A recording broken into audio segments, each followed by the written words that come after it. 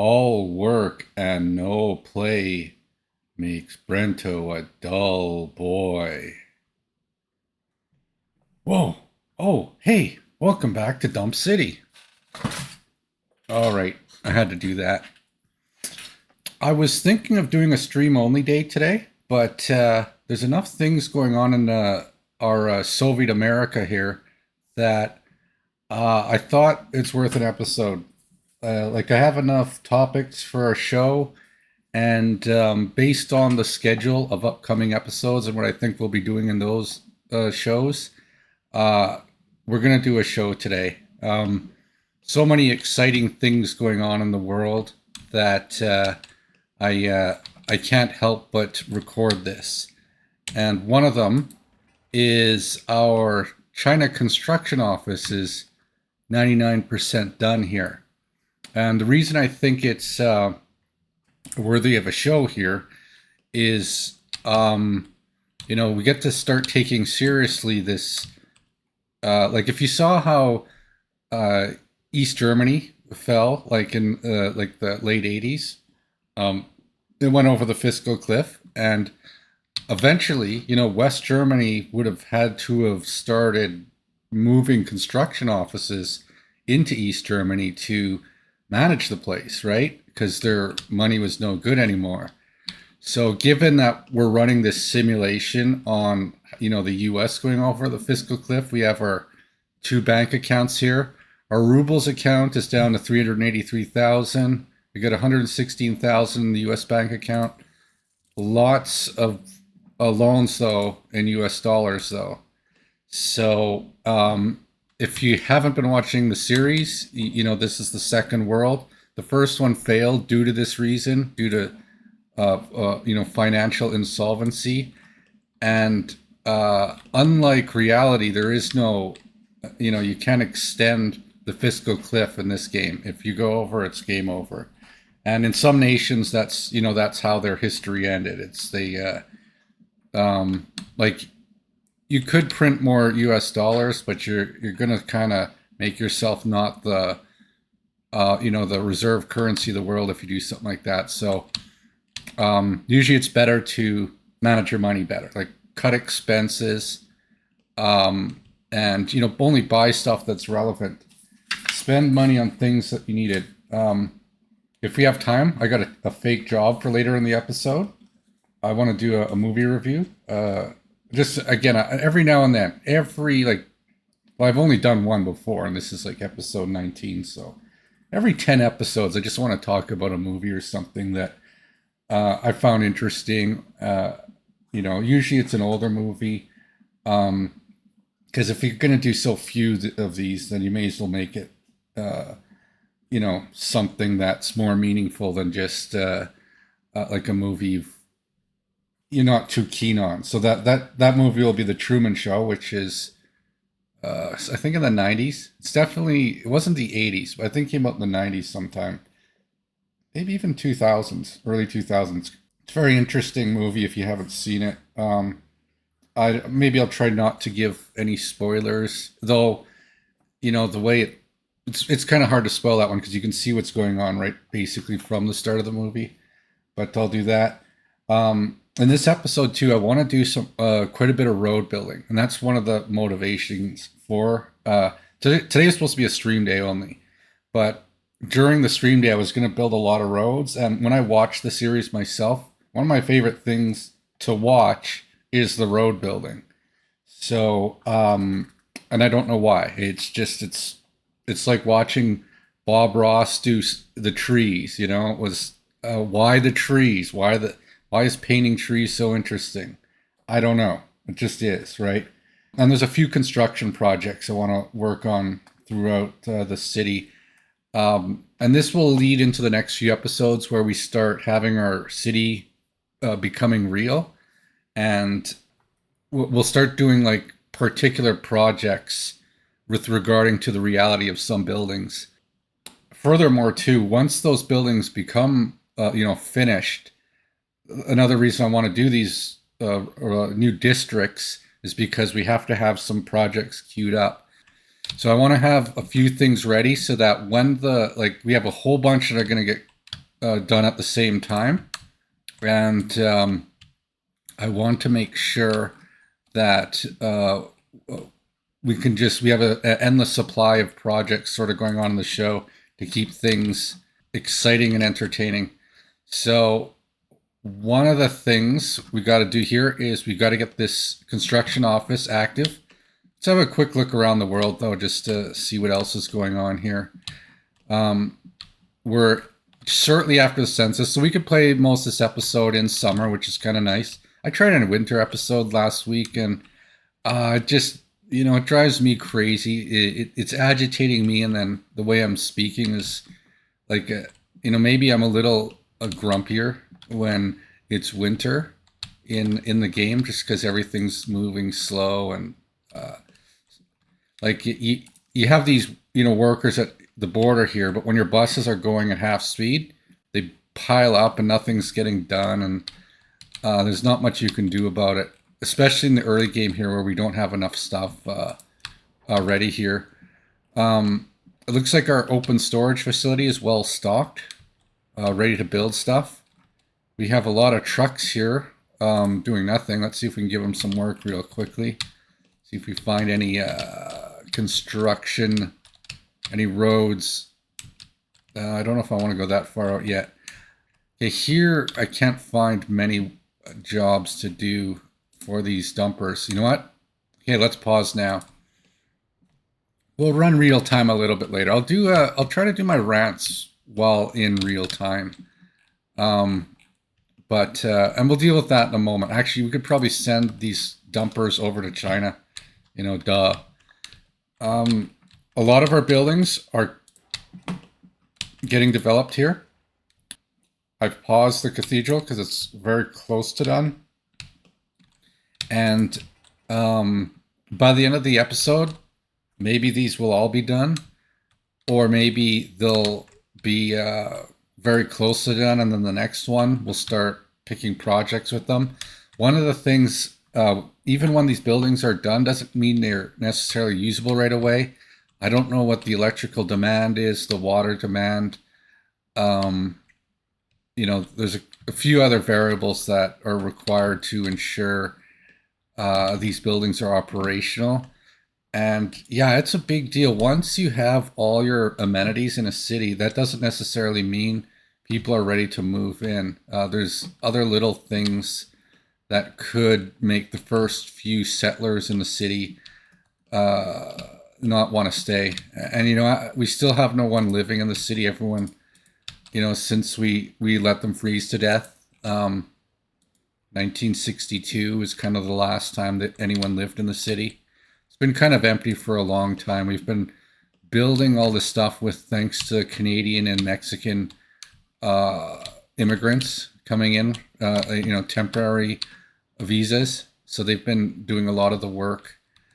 We've been relying on that, but eventually those workers are going to become secondary to the workers of LA as we grow it. So specifically what I want to do in this episode is, though we have our grid kind of planned in the inner city here, we don't have much planning out here. Like, we just laid out these quadrants, and I want to lay out some specific roads. So just to give you an idea, I've already begun sort of drawing out some roads here, and there's some logic to it. And I want to share the logic with all this stuff, like why roads go where they go. Some people would be like, well, why don't you just connect this road directly to the highway, right? You could get on and off much faster, but the logic is, this is watch Not Just Bikes, any kind of urban development show on YouTube, various other platforms. These guys are like big names in traffic planning. There's also what's his face, City Nerd, Ray Dillahunty, I think his name is. He might watch this show. If there's a target market, definitely people who watch those shows might watch this show. And yeah, you don't The idea is on a freeway, this is the expressway. You don't want any slowdowns. You have is the only points of interaction are interchanges, and ideally there's no stopping. So yeah, that's why you don't connect these like suburban little roads to it. They go around this way for a reason. I know there's some people probably in real life who are like, don't understand. I think most people understand that. But there's some people who never really thought about it, like why do these roads not connect with the road? But it's to preserve the high speed of the road. A few people's convenience here is not worth all the people's convenience on this highway. So we'll plan this out with our bus route here, or this is a platform on our end station. So this is going to be like the terminus quarter of our transit planning. Like basically it's the end of routes that will service this zone and this zone.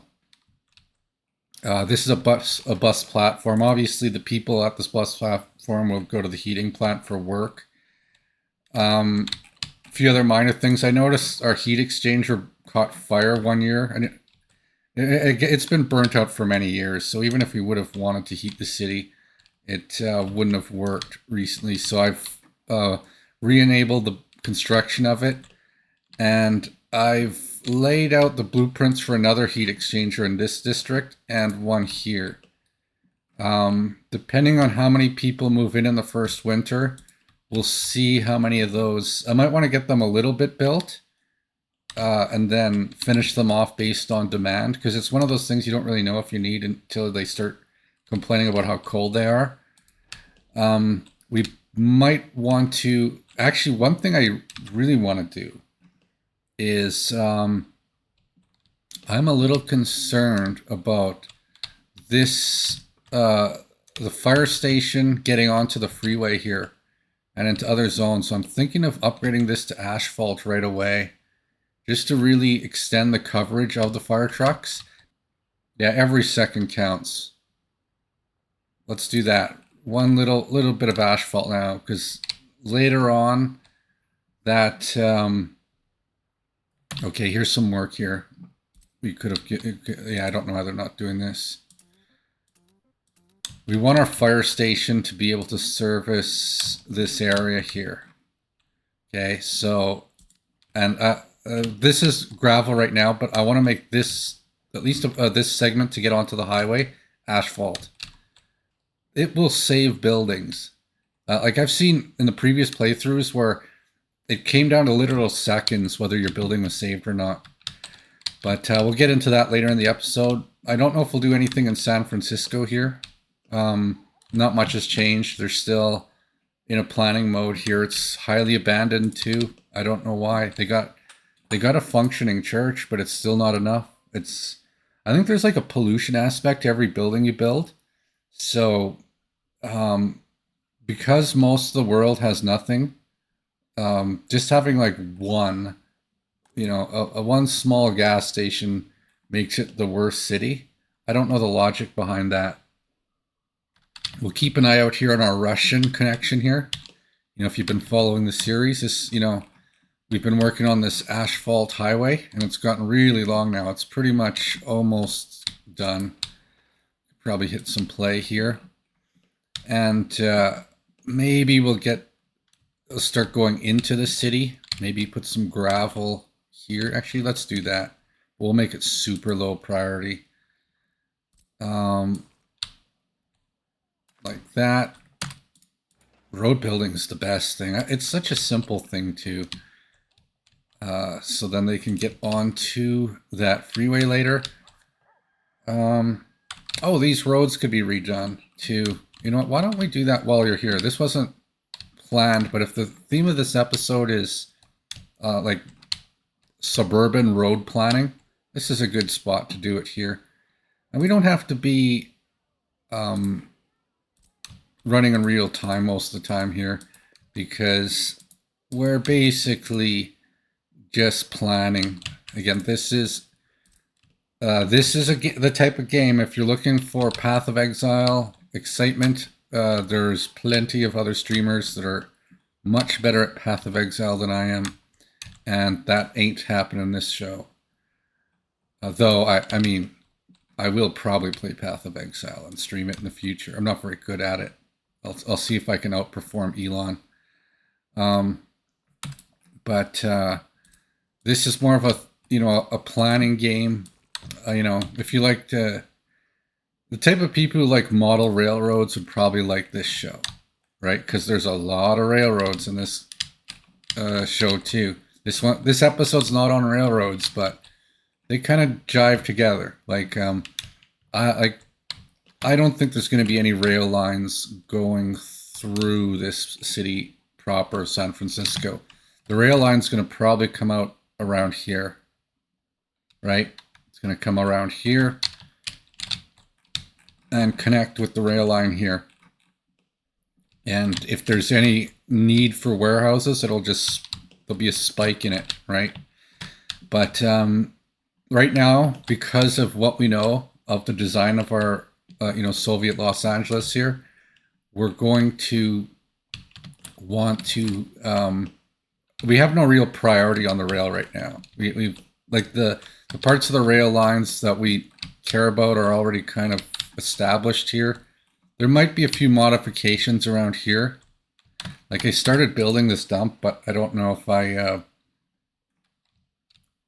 don't know if this is the best spot. It might be a good spot though, because we could theoretically put some forklifts and connect to our dump or garbage processing section here. In case you're wondering why we've not developed the garbage processing and you don't play the game, is because we're playing realistic mode, and in realistic mode you don't have the technology to do that. So you actually need to finish this building, the Technical University. Actually, let's get it queued up for construction while we're here. Because I want, when these other buildings are all done, this, like very shortly after, I want to start to see like people in the university, at least in this one. We have, this isn't that important. This is just housing for students essentially, but they can live in the houses otherwise. And this is the other type of university. There's lots of tutorials in the city that explains how the buildings work. So, feel free to check those out. So let's just have a look at things going on in the world here, see if there's any vehicles that need... Okay, this guy just got repaired. Oh, perfect condition, this vehicle. Where should we put him? See, this is an 80-kilometer-an-hour vehicle. He has no real value. Like in this part of the world, nothing goes more than 60 kilometers an hour, except for that little piece we just built in front of the fire station. So let's move him over here to our Chinese construction office, just in case we go off the fiscal cliff. You have to have your alternate mode of reality kind of ready for these kinds of situations. I want to just really quickly here, I'm going to set up our construction assignment key here, and we're going to go to assign construction office mode. We're going to add this one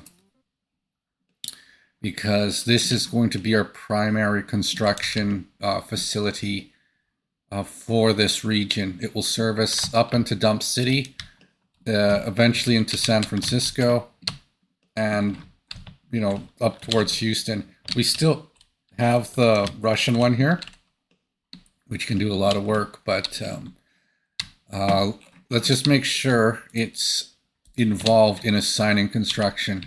And if there's any outstanding projects out here, okay, it looks like our sewer line's pretty much ready. There's a couple of odds and ends here, but I think most of the work out here is done.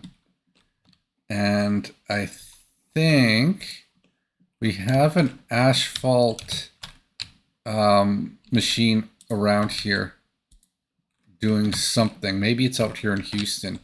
I'd like to bring it back. It's doing nothing right now. That's such a waste. And then we'll do some asphalt. Like, why else would you do this, right? So we'll do up to there. So the asphalt paver has some work right there to do. Now we could send a bus. Actually, we will send a bus. Let's try to find our fastest bus in the area. Oh my god, the condition of this thing's bad. Very, very bad. Oh, we could send one of these cars at least. Send one of the good condition cars. Something for it to do, right? Rather than nothing. Again, this won't be an action-packed episode. This is more about the building.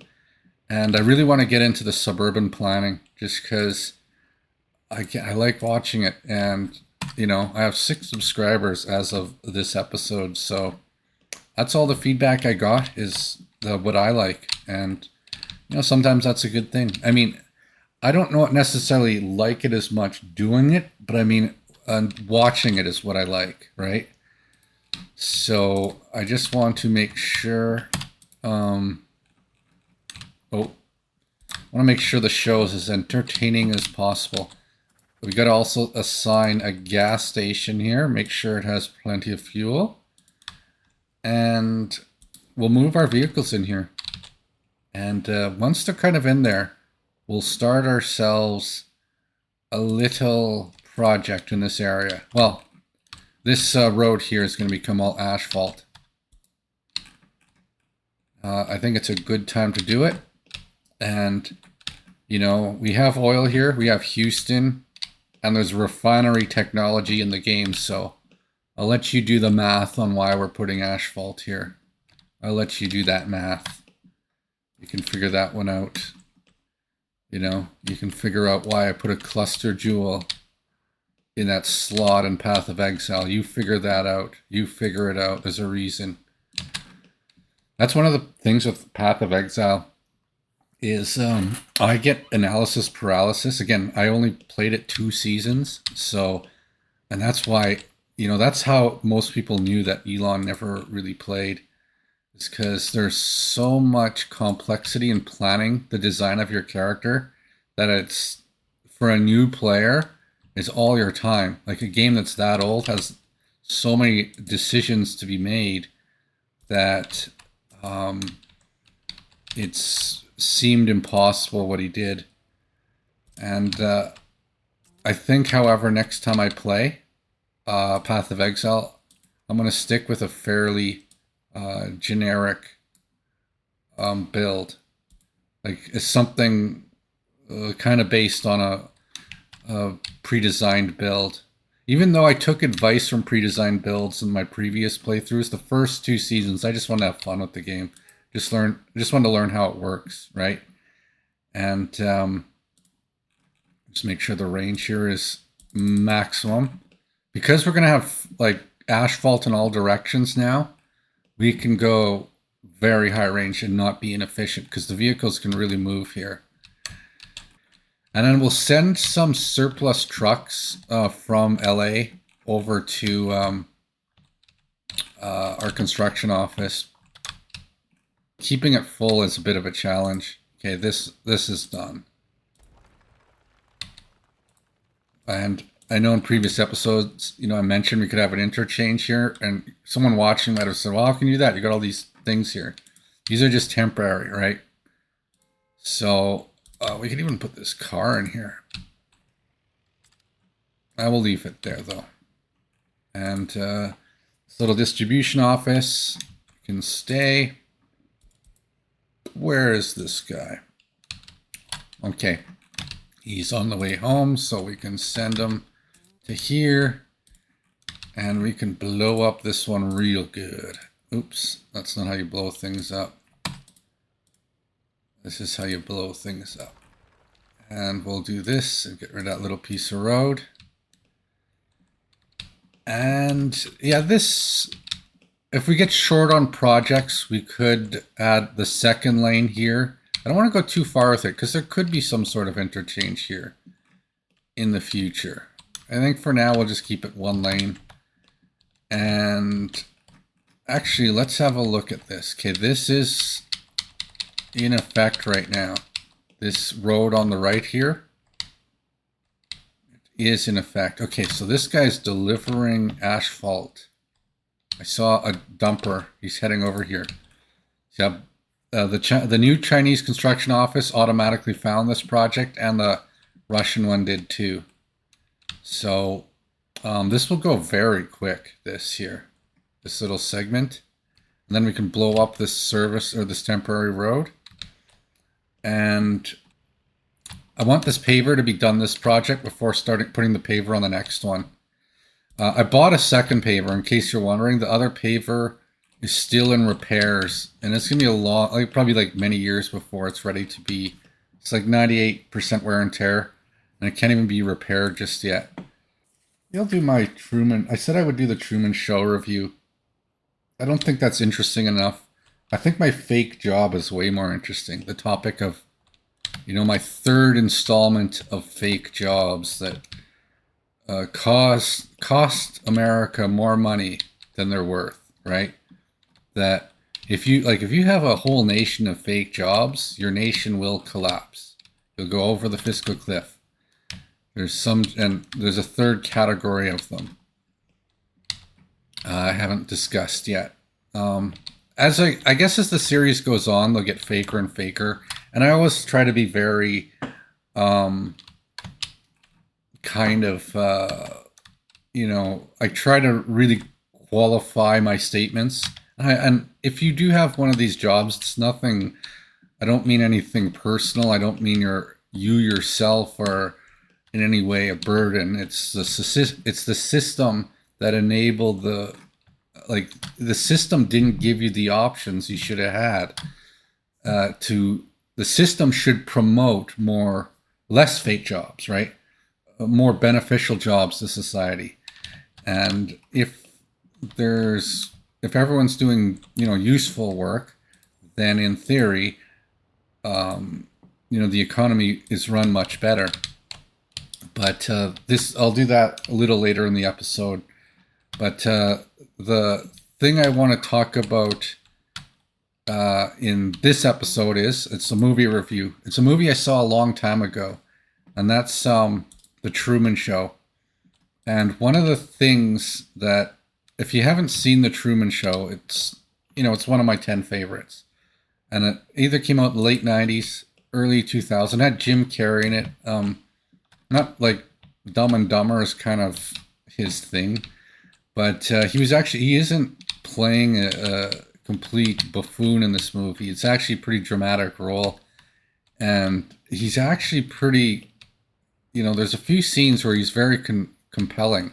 So it's a very emotional movie too. But the premise is, and this isn't much of a spoiler, if you haven't seen it, and maybe this will make you want to watch it just because you probably didn't know what the premise was. And if you have seen it, you'll get it. I'll go into more detail of what the meaning of it. But the idea is, it's a guy who's been on television his whole life. They built a giant dome over in this place in California, and they have cameras everywhere, and he's on a show, and his name's Truman, but he doesn't know he's on a show. Okay? And everyone in the world supposedly watches this show. Now, if that show were made today, I don't think anyone would watch it that much, because why would you have any interest in just a regular person's life other than it's the only thing on television? So at the time, this is when the internet wasn't really a thing. So if you watch the show, it wasn't really free market. They did some test marketing, in California for, they screen shows, but that's the limit of it. You didn't have 100 competitors. You might have had 3 or 4 shows, and they picked the best of those and made that a show.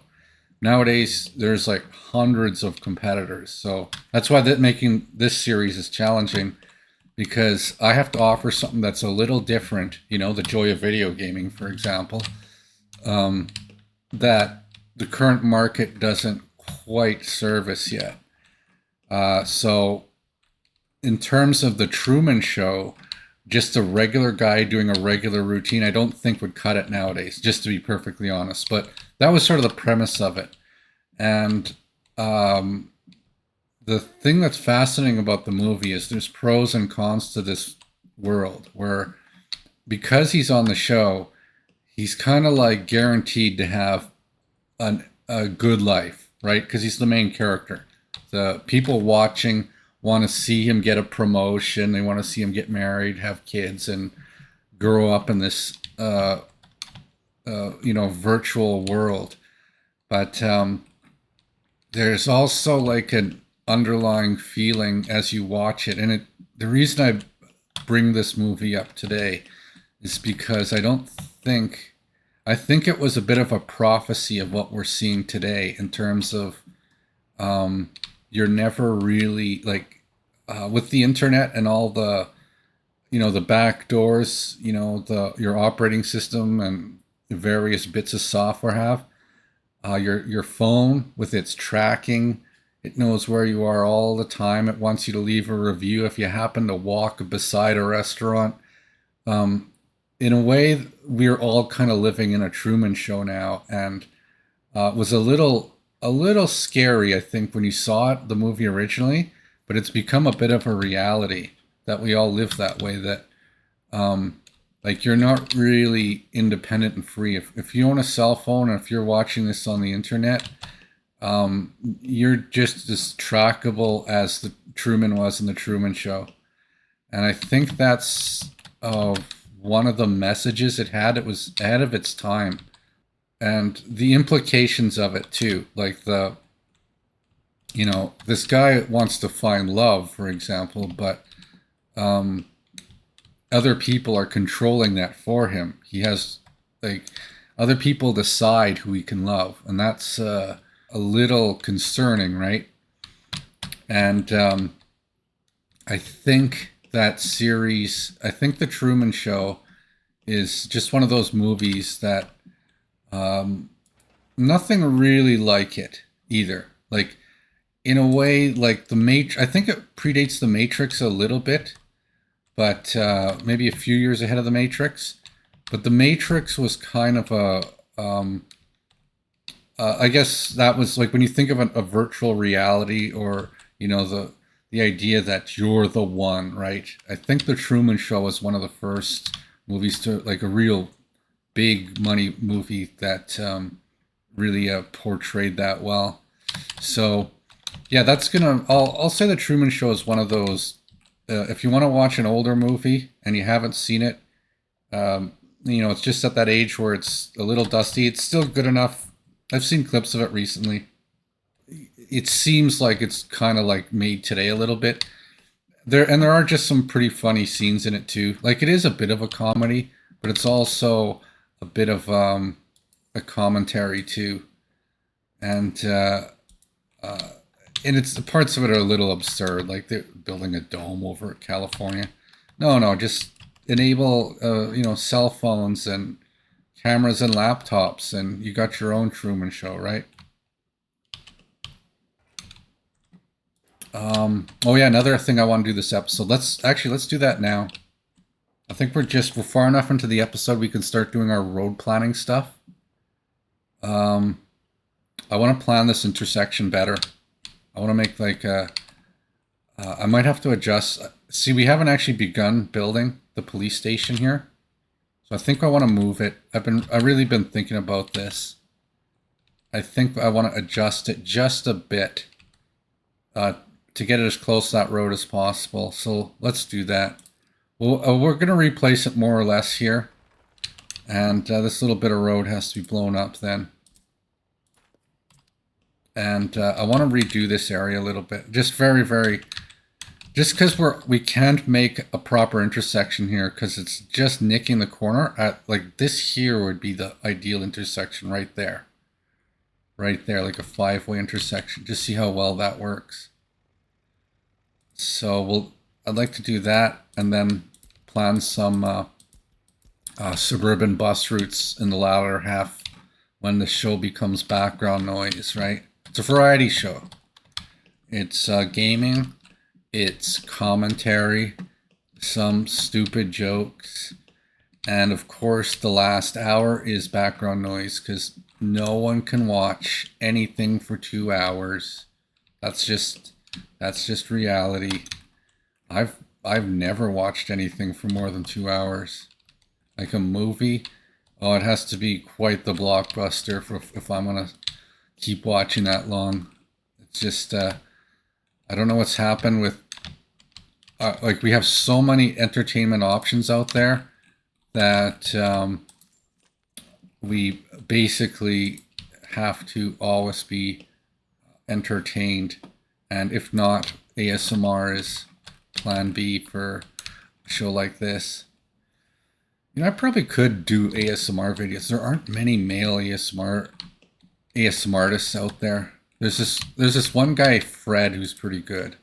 I've listened to him. He's not bad. Like obviously, I don't know if it's men prefer listening to women, but Bob Ross was a male too. So there you go. It maybe women prefer listening to him, but you'd think maybe women like listening to men, or maybe men aren't very good at it on average. But Fred's pretty good, right? And it's not just about the voice; it's just the things you're doing, right? It's like the clicking, the little background noise things. That's what makes an ASMR video. That's the idea. Is it's supposed to be just someone calmly playing a video game, not screaming at the government about fake jobs. That's what's supposed to make a good ASMR video. But as a variety show, I can do whatever I want on it, right? Oh, let's send some of these trucks over to China. Let's find some good ones, like a 10% one, because they're so far away from the actual ooh, look at that, it's done. Okay, let's go. Let's start the project. Asphalt road. All asphalt all the way. Okay, so we'll make that high priority. We'll assign this guy to it because it's got the paver. Okay, and let's I shouldn't be doing it all in one stretch like this, but I don't even want to fix it right now because it's a pain to redo it. As long as they're doing it like this, that's the high priority, and then the Russian paver will eventually get to them. Let's make this as long as the Houston office isn't going there, I'm good.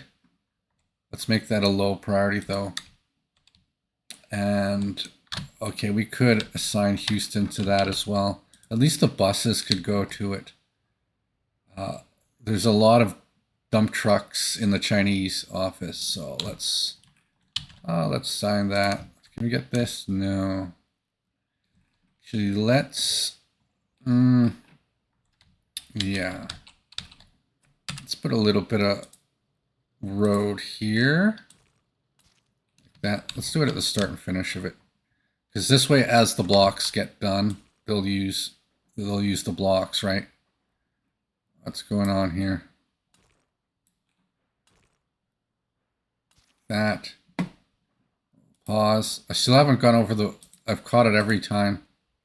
That's the real-time element of it. That's the Twitch muscle, me catching the fiscal cliff. Well, it's not really the fiscal cliff, because as long as we can borrow more money, like we can still borrow almost 4 million. But it is going down how much we can borrow. So once we get the city kind of working, we're going to need to actually produce money. Let's have a quick look at our rails. Again, this is realistic mode, so you don't just build the rail and then start using it. You design it and then you wait till it gets built.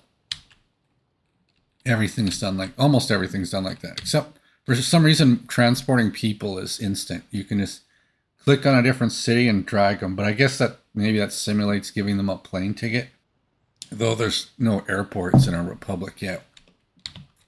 Okay, what else do we need here?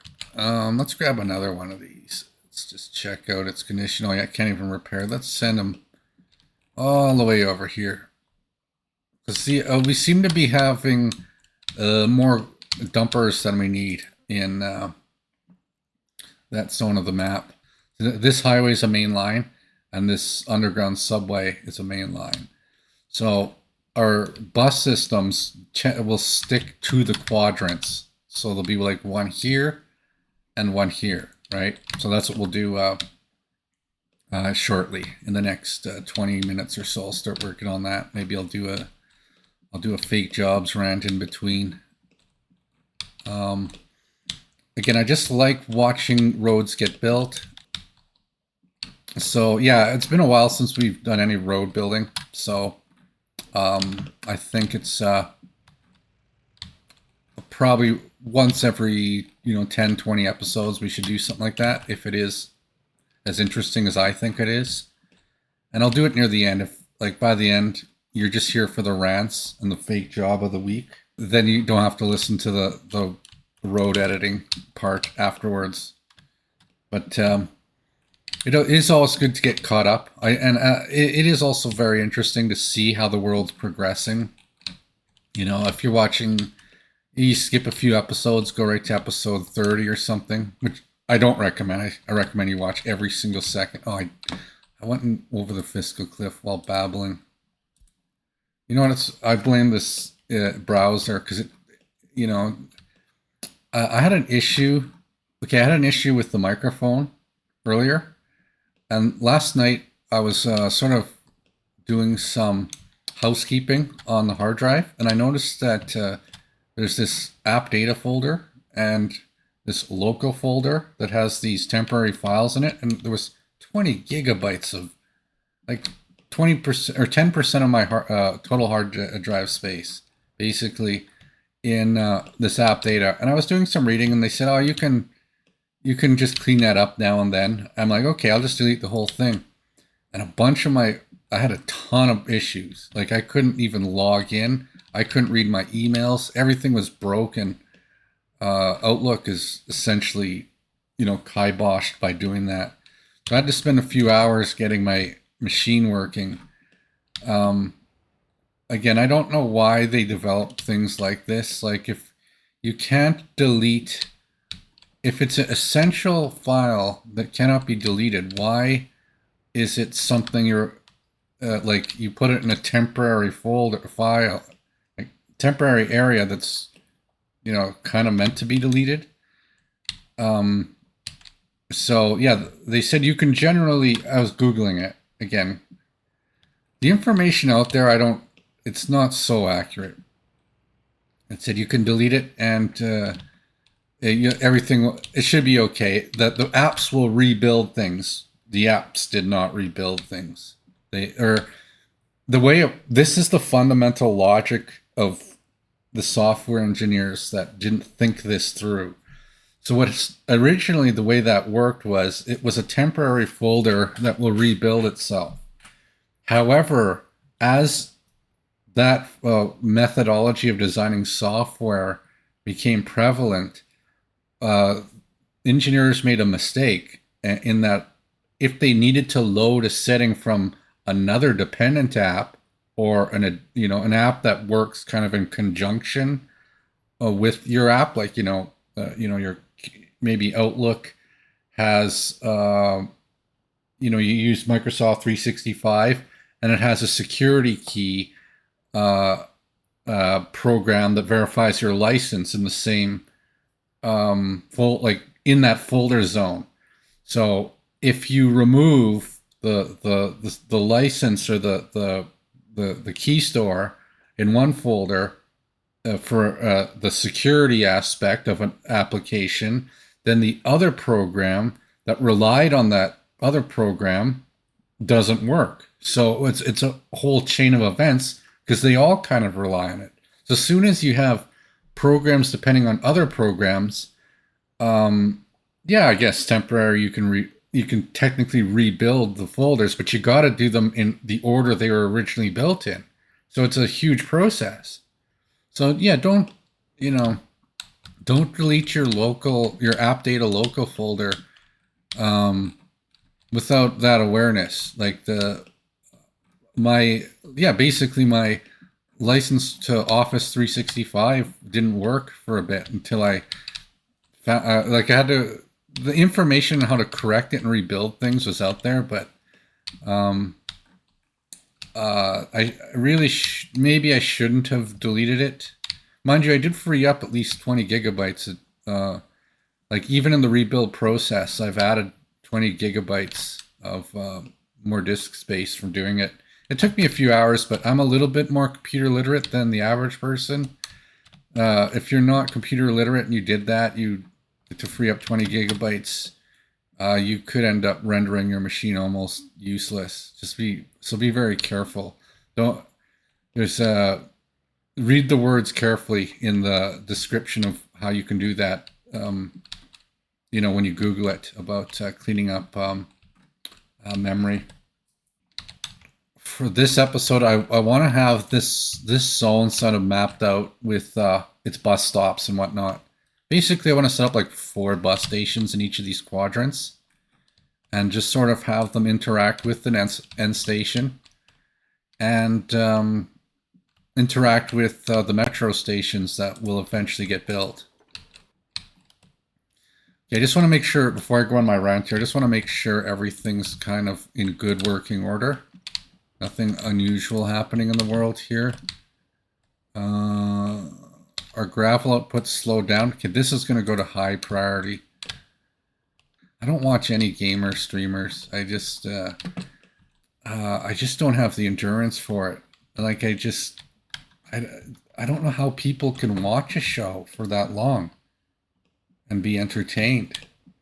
Like I just don't get it. I don't know how anyone could watch this show, but people watch other shows, and this is maybe has things like fake job rants. Then maybe this show can hold other people's attention better. I don't know. I do know that if it goes 3 hours, that I cannot watch this show. 3 hours is about the absolute limit. Okay, well, let's just catch, what is it, 100%? Well, that's not good.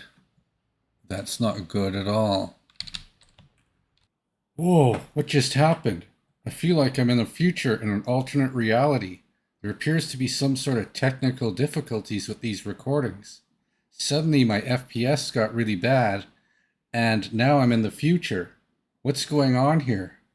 Oh well, I guess the stuff that I was talking about, you just saw it getting choppy there, right? I guess it's just going to continue to get choppy and unwatchable, but what am I going to do here? I didn't even get to talk about the fake job or other nonsense and show you building suburbs in the city, which was the whole point of which you were looking forward to in the last 3 hours of the show. Suddenly, we're in the future here. I didn't even get to become background noise. Maybe it'll have to be a shorter episode. Oh well, that's what happens when you have video issues. But I think we're in luck, though. We're in luck because it appears as if I have some audio from the past that might actually be worth listening to while I look back in time at the actual roads that were built. This way you can just listen to me talk while just seeing the stuff, see how it was built, right? And then, this episode makes some coherent sense. We can talk about the fake job, for example. I think once I bring this window in, you'll know what it is. A bit of a spoiler here. You've been waiting all episode for it. Here it is. I think I'll listen into it and I'll show you what was going on in the world here while I was talking. You'll be able to see a bit of what the technical difficulty was in the past, in the alternate realities. So here we go. Okay, I think it's time to do my rant on fake jobs. Let's do it. We're well into it. And then the last bit, we'll just build roads till the end of the episode. So the fake job it's a broad, this might be one of the worst money-sucking industries in all of America. And again, if you want to stay on the fiscal cliff, the U.S. has to deal with some of these fake jobs. It can't just continue to provide high-paying jobs to people that don't provide to the people. Not like you can't have too many of them, right? I once had a car when I worked on the oil rigs, and I drove home.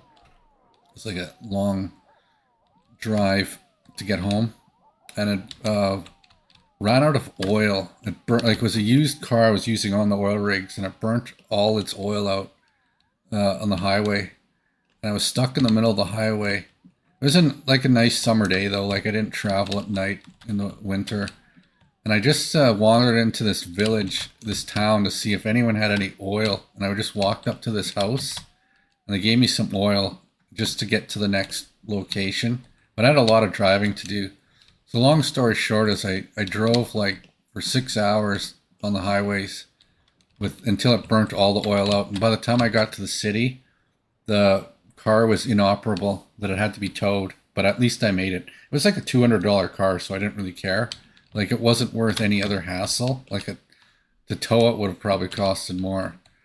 So, yeah, that's the story of having 100% wear and tear on a vehicle and eventually making it to your destination. So this happened to me in real life, this situation. Just a quick pause here. In the original video of this, there was 100% wear and tear on the screen, but I can't quite show you that here. So that was the context of why I got distracted while talking about the fake job. And yeah, I was in the middle of nowhere. Like I was so lucky to find a way home, right? Because it was hundreds of kilometers to the closest cities, and I think I was going to school. Like I was returning for the next semester of school because I did it during to pay during the summers to pay for my schooling to become an engineer, only to get outbid by foreign workers to make less money than equally educated people, significantly less, because it's all a scam. It's all about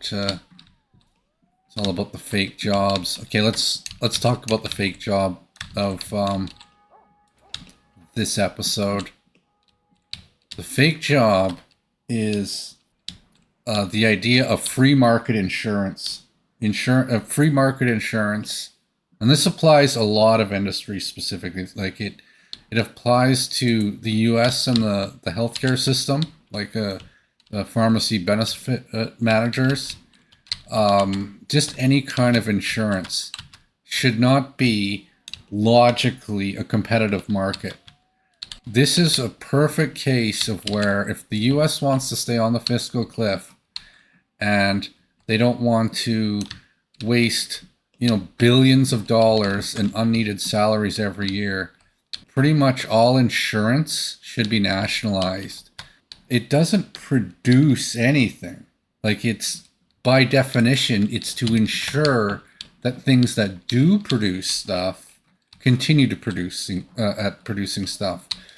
And as far as I know, like the only tangible usefulness to the insurance industry is the detection of legitimate fraud and over a certain amount. Like if you think about it, if a guy makes $100,000 a year doing a job, and they catch in that year they catch 10 people wasting $10,000, you might think, well, even like let's say they're looking for loopholes where you didn't fulfill the specific term of what the insurance is supposed to cover. I had a water leak on my property, and my insurance was supposed to cover it, but they didn't because of an exceptional loophole. So let's do the math here. Let's say you're an insurance agent, you make $100,000 a year, and you're able to deny 10 claims at $10,000 in that year because they didn't qualify. The question is, how much have you contributed to the economy, right? Now, the first guess might be nothing, right? Because you collected 10,000 just to deny 10,000, but in reality, you actually just took 100,000 out. Like, I'm not even going to give you you're worth zero. You're worth minus 100,000. You're just worth the money you took for yourself to feed yourself. And again, nothing personal. I don't. Anyone who's in this industry, you it was a notable industry. They offer you a certain amount of money. They want it's the system itself that's the problem. Like, I'm sure these people would be, if you're into it, you're smart enough. You could probably do a lot of other things that would be actually positively beneficial.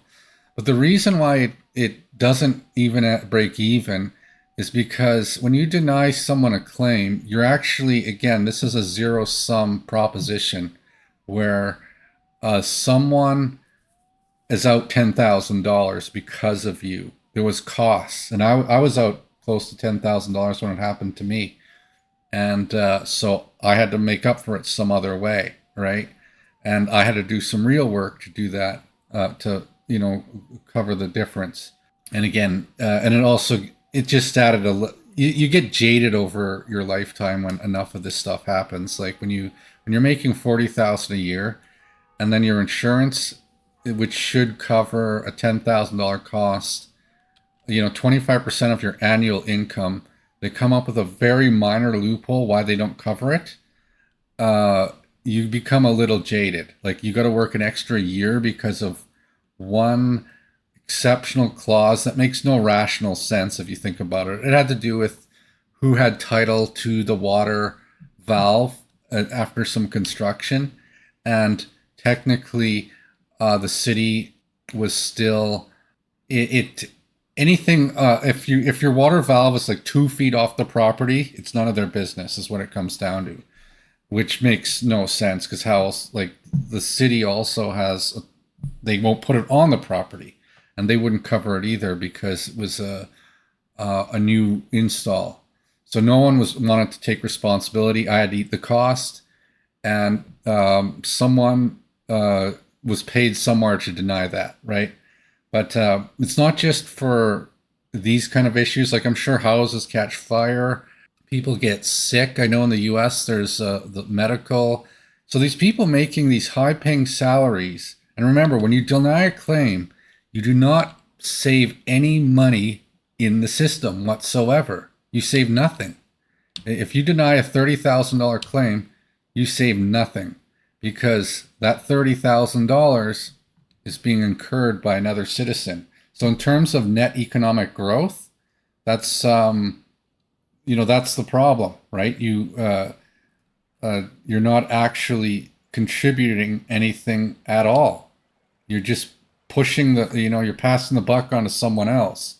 So the best way to do it would be to nationalize insurance. If the politicians wanted to get their stuff organized, they would nationalize insurance, and they would come up with rules that, like, obviously you want to police for intentional scamming. But if it's something that's clearly an act of God, or you just say, okay, there's nothing that could have been done, you can't get cancer or something like that, you shouldn't be left with no other options, right? And to pay people to enforce this, that's ridiculous. That should just be automatically more money printed. If it's, I'm not saying, again, as with all my fake job disclaimers, there's a percentage of useful elements to it, like having the computer systems sort things out, having inspectors that look for egregious fraud, any claims over a certain amount, like let's say in a given year, there's some people averaging 10,000 claims per year. That should be investigated. But the vast majority of people, most of my lifetime, I've never claimed anything. I've never really needed insurance most of my life. And the few times I did, it didn't deliver. So, and meanwhile, there's people getting paid out of it. So I would suggest that at least in terms of a competitive market, it works the same. It's, something went wrong, it should just be automatically fixed. We sink money into the salaries to monitor it, but the only money that should really go into it is to monitor for the real problems, and just a small, 25% of scam checking, just to make sure there's no people, bad actors, but like basically the policing of it. And I think that's just another arsenal, to, if you're worried about the economy, is to avoid going over the fiscal cliff that way.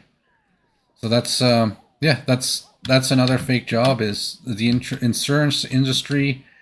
It's such a, it doesn't help anyone. You're paying someone in order to avoid paying someone else, so it doesn't have a net positive. There's no economic gain to it. It's just passing the buck, pretend economy. And if you have if you have too many fake jobs in the economy, you go over the fiscal cliff, and you're basically East Germany, right? So that's that fake job. That one's off the list. If I think of some other notes, I'll add it in the comments. I notice I'm watching my stream here, and it's not showing today's stream. I hope. I wonder what's going on there. Okay, well, I know what happened. There was some issues with the video. That's what happened. So I think the audio was okay, though. I think you all heard the audio. I just want to clarify a few things, though, in terms of my fake jobbedness claim of this. What I mean is, it needs to be nationalized, right? That it's not supposed to be a competitive business. There should be, very simply put, a national system in place that polices fraud and just irresponsible behavior. That's all it has to do. And if everything seems to be on the up and up, but an accident happens, a hurricane hits you, a tornado hits you, wildfires hit you, right? That should just be automatically covered, because it's not like you did those things. That's an act of God. And the purpose of a insurance is to, like I say, enable the ability to produce economic gain. So if you don't have a system that does that, you're in trouble. So you do need insurance, but the statement is a free market insurance, because all kinds of shenanigans come out of that. And one other thing I also want to add to that is that, given the size of the problem in the US, this could be a too big to fail thing. So I don't know how this is going to get fixed. The US might have to choose between some other worse fate, or making private insurance an illegal business, right? I have to wonder if there are some countries out there that do make illegal private insurance businesses. I would suspect there are, given the nature of it and the incentives it creates in the system to basically leverage money out of people. Actually, just the other day, I had to get some property insurance, and I had to waste about 12 hours of my life shopping around, going to various companies. But I saved $500 in the end, so I guess it was sort of worth it. But that was also a waste of my time, having to shop around. I don't even want. I want to go not just shopping around, but I want to just not have to worry about it at all. It just shouldn't be an existing thing. If something happens, I just like to contact someone in the government and say, "Hey, this just happened," and obviously they do their own research to, if there was for legitimacy, but as long as there's no incentive for bad behavior, think about, obviously the big problem is people who commit actual fraud because they have more insurance than is realistic too. It goes the other way as well. There are legitimate bad actors in the system, taking out insurances, then doing bad acts. And again, if you've been watching this series, there's no economic gain to that.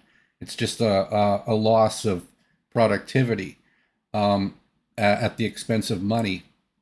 And you're just moving the money around from from the system into private equity, and that's what causes a nation to go bankrupt, kind of like East Germany.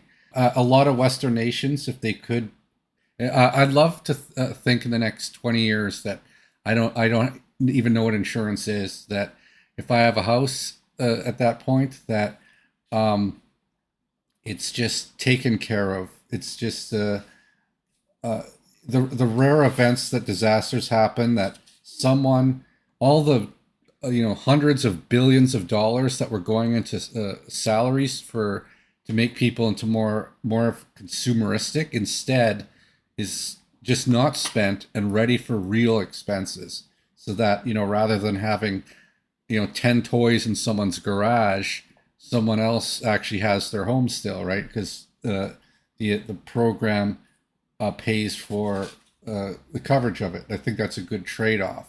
Having extra toys in your garage versus someone having their house due to an act of God. What would you rather have? 10 toys in your garage or your house, right? I think that's a pretty obvious choice. Hold on, let me take off this headset. I'm no longer listening to my old video. One final thing here. I think we covered up the most interesting parts of this show. But in the comments below, if you can tell where in the future I am, and I'll give you a clue. I do actually say when I'm going to record this in a future episode. So it's not the next episode, but it's not really far in the future. It's in the near future that this is happening. So the first one to comment wins the trophy for figuring out where in the future that I began recording the fix for technical difficulties, and the actual after which episode, right? And I do mention it in the episode, so you have to actually watch the episode to know where in the future. I don't think I showed you because we're not in the mode where it shows you the year on screen. I should probably blow this up a little bit. We'll see. I'm learning how to edit, so in case you didn't figure that out, yeah, just comment below. So the first one to figure that out, get acknowledged as such. And I think we've gone over everything. You saw how we built I showed you the roads built out in the suburbs here, just like I was talking about earlier on. And you got to hear the fake job rant and another story. There's some other stuff that got trimmed out, but that was like the main, that was the most interesting part of the show that we were building up to that got lost. So I thought I'd bring it back with a little bit of creative editing here. And this episode was supposed to be called Hard Work initially. So if you're wondering why the intro was like that, the original script was Hard Work, but I've rewritten the script due to technical difficulties. So hope you enjoyed it. And yeah, I'll see you in the next episode, which I guarantee has no actual frame issues.